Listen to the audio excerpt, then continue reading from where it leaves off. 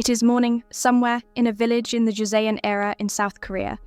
The labourer is pulling up, the birds are singing, the wind is whispering, the guys are groaning from their morning workout.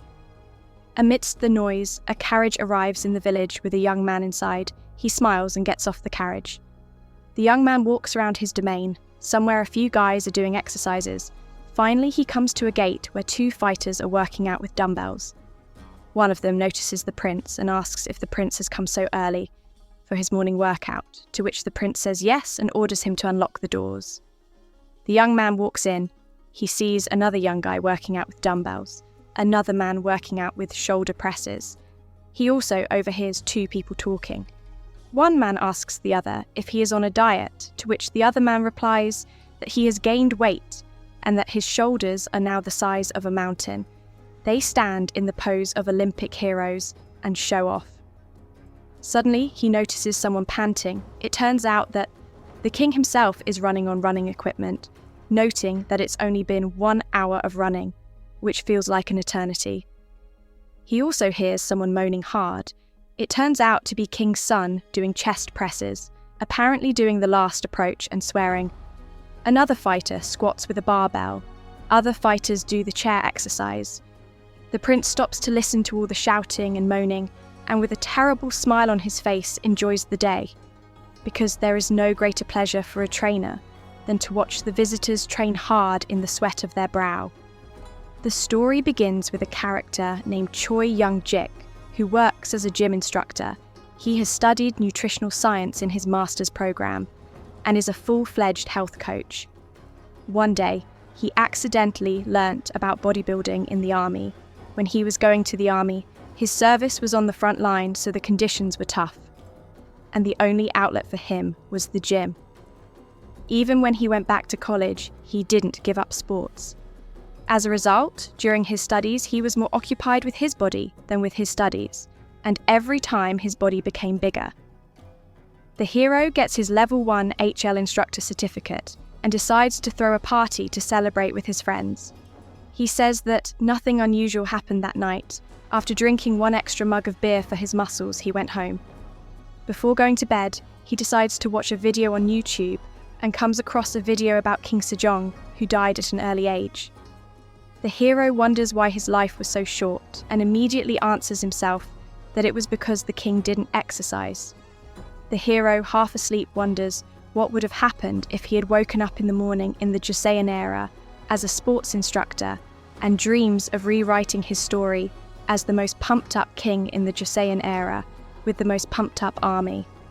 And at this point, the hero falls into a dream in a sitting position that is detrimental to his spine.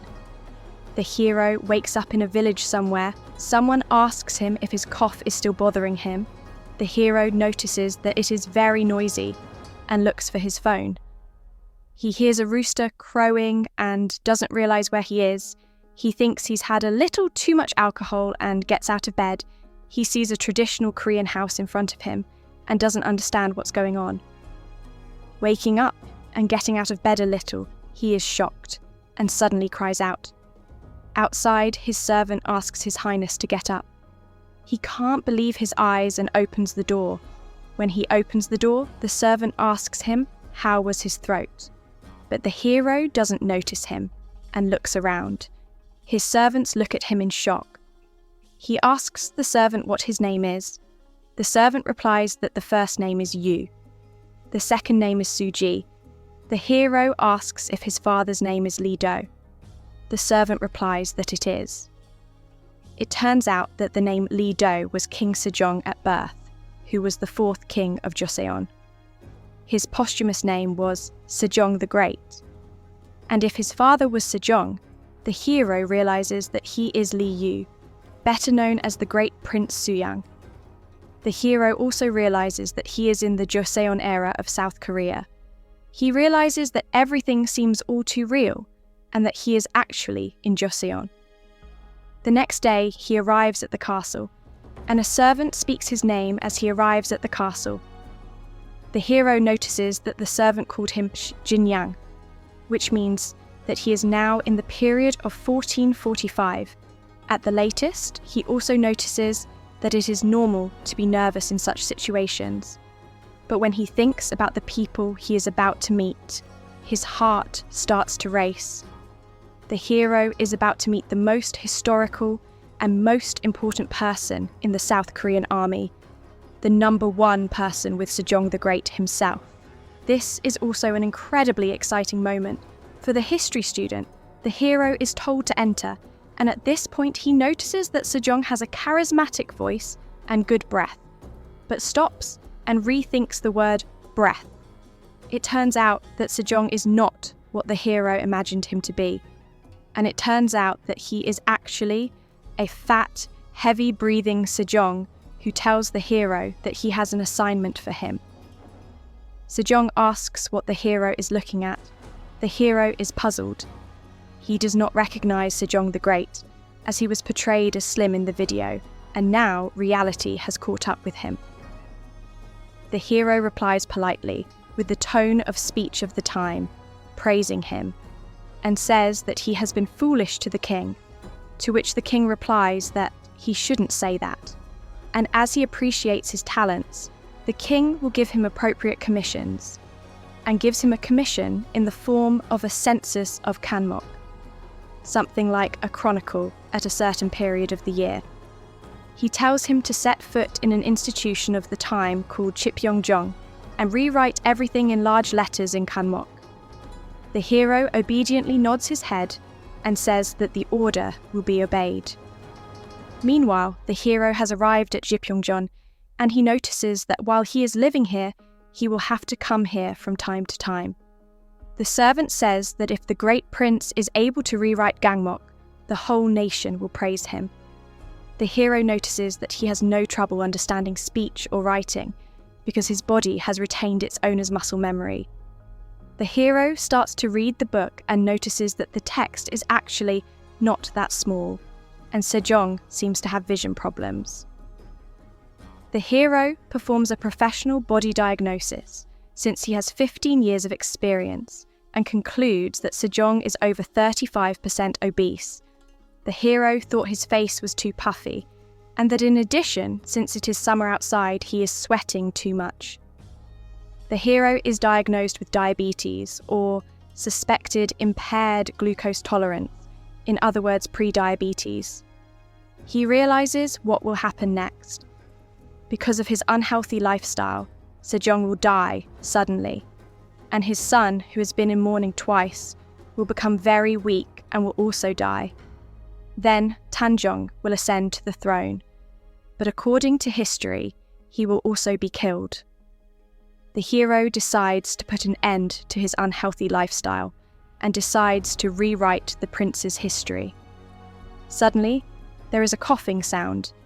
It is a young man with bags around his eyes, who tells the hero that he is not used to seeing the prince here, as the prince usually spends all his time hunting in the mountains.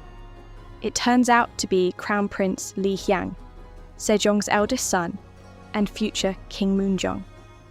The hero remembers that he is the 5th king of Joseon, and also his older brother. The hero wonders if something has happened, but the Crown Prince tells him that he just wanted to check on the condition of the books that will be sent to the king. He asks not to worry about him, and to go on about his business. The hero wonders if he has noticed an ailment, and replies that he has not read the books for a long time, and that some of the books are written in very small handwriting, so that it is difficult to read them, and that he has decided that an order to census them is indeed appropriate.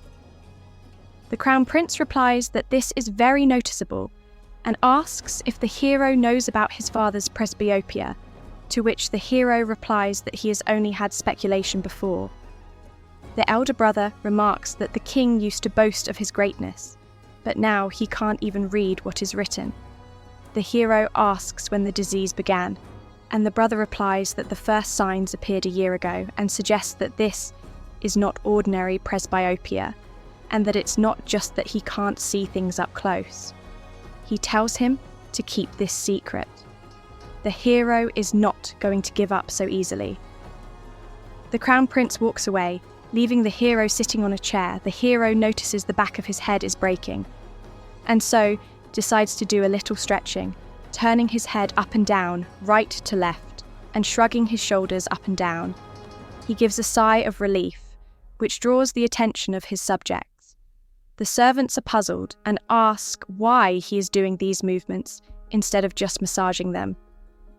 The hero observes that they do not know what stretching is, and that despite the fact that in this era there are already doctors and masseurs, no one studies the structure of the body, so there is no effect from such therapies.